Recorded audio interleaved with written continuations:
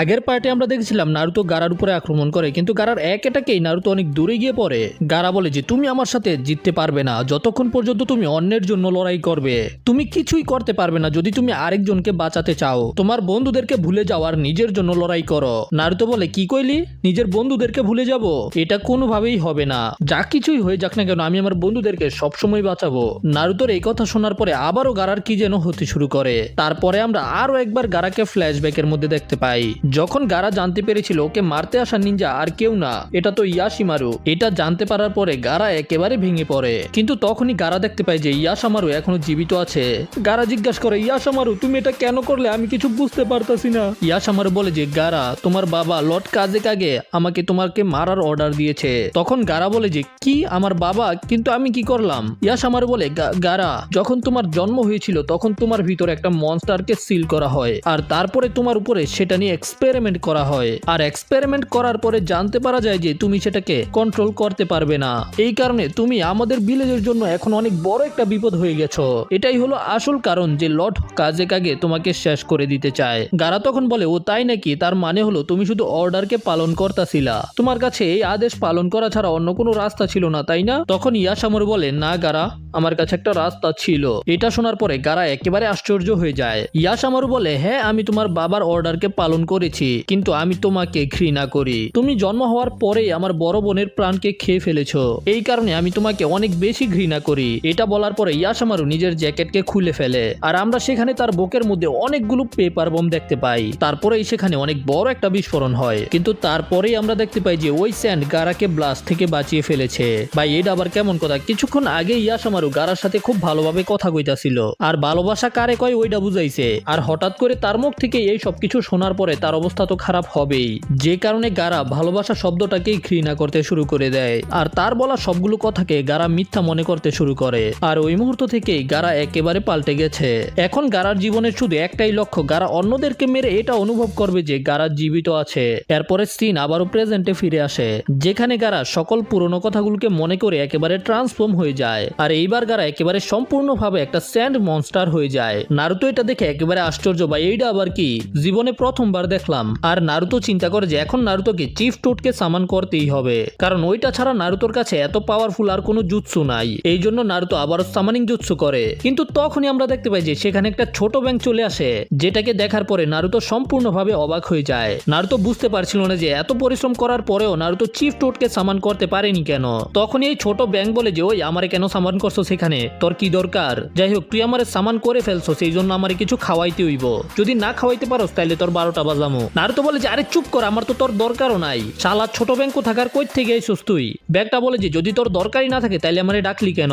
তুই কি পাগল নাকি হুদাহুদি আমারে ডাকছস? আর তখনই গারা ওদের দুজনের উপরে আক্রমণ করে দেয়। নারুতো ওই ব্যাংকটাকে নিজের হাতে নিয়ে ওই অ্যাটাককে ডজ করে আর আমরা দেখতে পাই যে ওই ট্রান্সফরমেশনের কারণে গারা অনেক বেশি শক্তিশালী হয়ে গেছে। কিন্তু নারুতো খুব ভালোভাবে জানে যে গারা এরকম কেন হয়ে গেছে।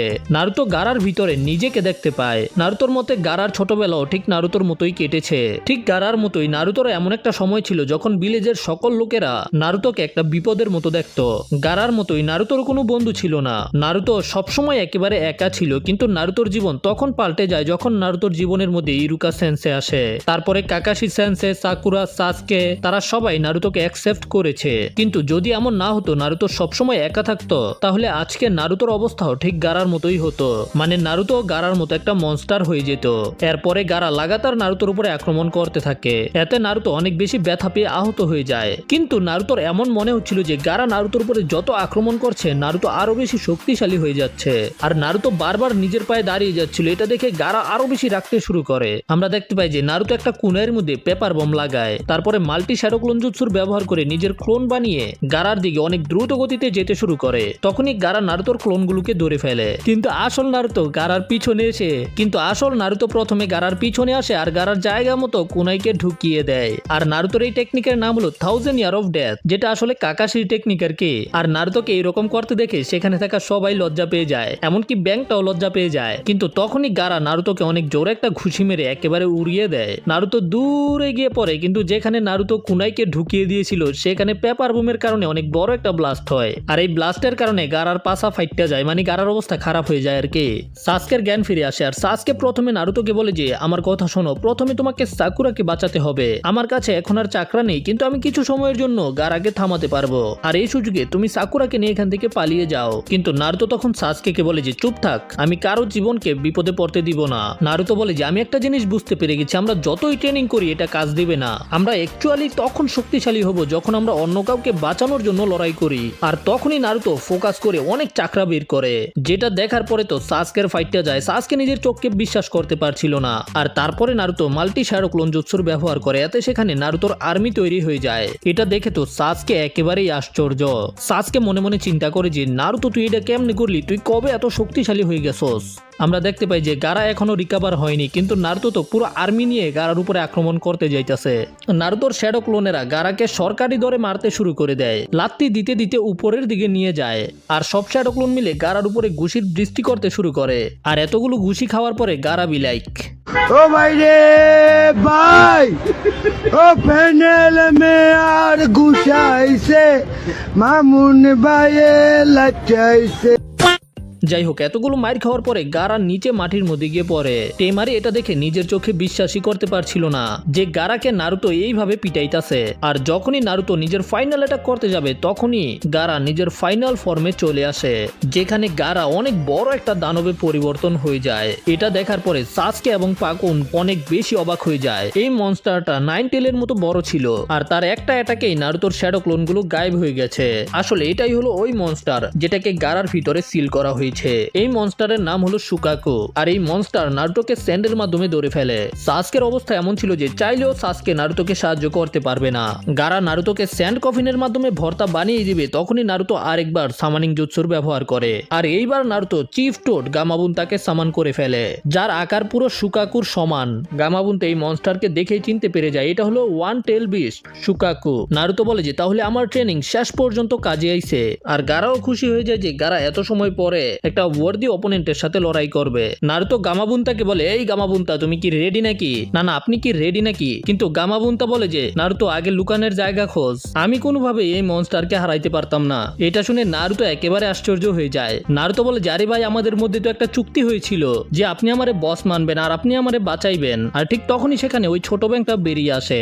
ব্যাংকটা বলে যে আরে পাপা রাজি হয়ে যান, সে আমার জীবন বাঁচিয়েছিল। গামাবুন্তা বলে যে নারুতো তোমারে ধন্যবাদ, তুমি আমার পোলার জীবন বাঁচাইছো। ঠিক আছে, তাইলে আজকে থেকে তুমি আমার বস। তারপরে গামাবুন্তা ওই শুকাকুর উপরে আক্রমণ করে দেয়, আর শুধুমাত্র একটা অ্যাটাক করেই শুকাকুর হাতকে কেটে ফেলে। তখন আমরা জানতে পারি যে গারার চোখগুলো কেন কালো। এমন বলা হয় যে গারা ছোটবেলা থেকে এখন পর্যন্ত ঘুমায়নি। মনে করা হয় যার ভিতরে শুকাকুকে সিল করা হয় সে যদি ঘুমিয়ে যায় তাহলে শুকাকু তার উপরে সম্পূর্ণ কন্ট্রোল পেয়ে যায়। আর শুকাকু বের হওয়ার সাথে সাথেই র্যাম্পেজ শুরু করে দেয়। আর যখনই গারা ঘুমিয়ে যায় তখনই শুকাকু গারাকে সম্পূর্ণভাবে কন্ট্রোল করে ফেলে। তখন আমরা শুকাকুর শব্দ শুনতে পাই। শুকাকু বলে যে ভাই, এটা তো কামাল হয়ে গেছে, এত বছর পরে আমি ফ্রিডম পেয়েছি, এই জন্য তোমরা সবাই মরার জন্য রেডি হয়ে যাও। গামাবুন্তা নারুতোকে বলে যে নারুতো আমার কথা মনোযোগ দিয়ে শোনো, যদি আমরা এই রাক্ষসকে হারাতে চাই তাহলে আমাদেরকে ওই ছেলেটাকে জাগিয়ে তুলতে হবে। তখনই শুকাকু উইন্ড স্টাইল ব্লেড দিয়ে আক্রমণ করে, আর এটার জবাবে গামাবুন্তা ওয়াটার স্টাইল ওয়াটার ব্লেড জুৎসুর ব্যবহার করে। কিন্তু শুকাকুর অ্যাটাক গামাবুন্তার ওয়াটার ব্লেডকে ধ্বংস করে গামাবুন্তার দিকে আসতে থাকে।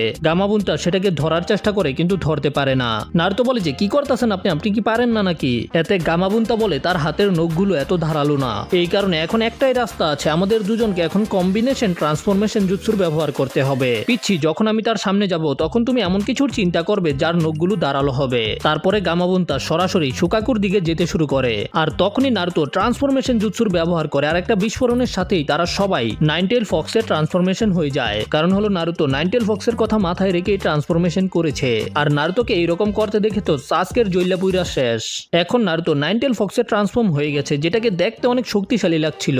তখন শুকাকু আবার উইন্ড ব্লেড জুৎসু দিয়ে আক্রমণ করে, কিন্তু নাইন টেল এবার স্পিডের সাথে ওই অ্যাটাককে ডজ করে ফেলে। শুকাকু আবার ওই অ্যাটাক করে, কিন্তু এতে কোনো লাভ হয় না। নাইন টেল জাম করে গিয়ে শুকাকুকে নিজের নখ দিয়ে ধরে ফেলে। ঠিক তখনই তাদের ট্রান্সফরমেশন শেষ হয়ে যায়। আর আমরা দেখতে পাই যে গামাবুন্তা শুকাকুকে ধরে রেখেছে। আর নারুতো লাভ দিয়ে শুকাকুর মাথার দিকে যেতে শুরু করে, যেখানে গারা অজ্ঞান হয়ে পড়ে রয়েছে।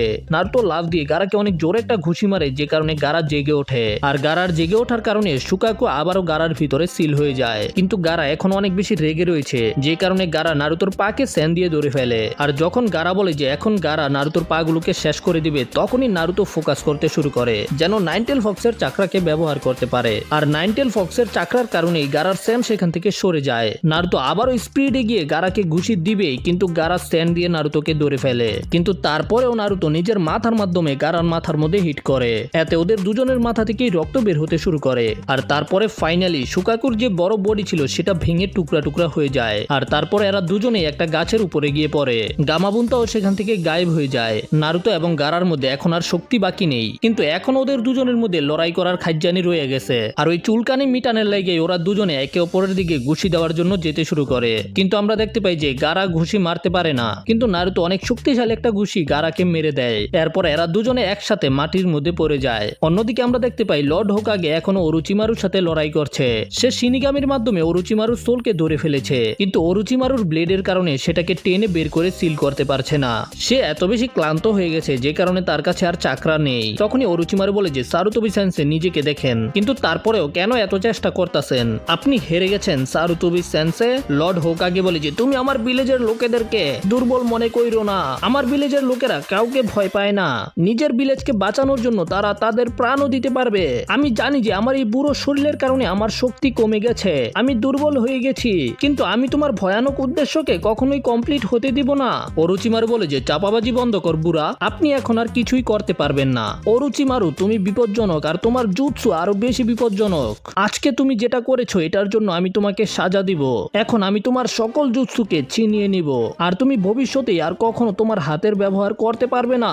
এটা শোনার পরে ওরোচিমারু একেবারে হাক্কা বাক্কা। লর্ড হোকাগের কাছে এখন চাকরা অনেক বেশি কম ছিল, এই কারণে সে ওরোচিমারুর সম্পূর্ণ সোলকে বের করতে পারবে না। কিন্তু ওরোচিমারুর কাছে যত জুৎসু ছিল সেগুলো সে গড অফ ডেথের ভিতরে সিল করে দেয়, যে কারণে ওরোচিমারু আর কখনোই নিজের হাতের ব্যবহার করতে পারবে না, কারণ ওরোচিমারুর অর্ধেক সোলকে শিনিগামির ভিতরে সিল করে দেওয়া হয়েছে।